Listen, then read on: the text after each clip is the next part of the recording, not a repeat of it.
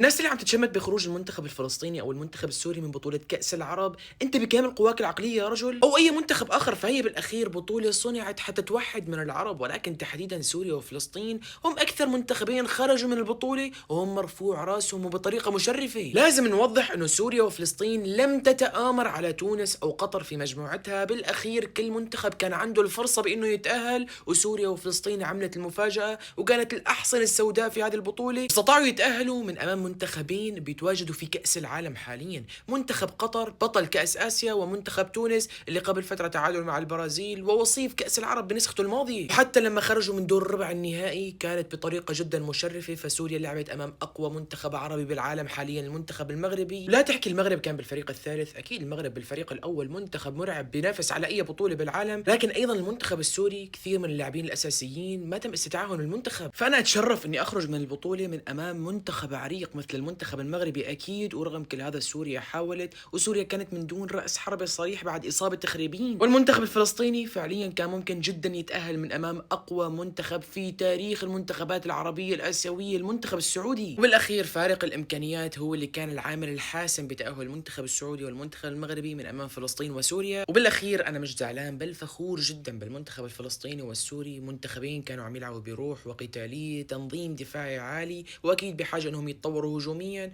احنا موعودين بمنتخبين قادمين بقوة فعليا.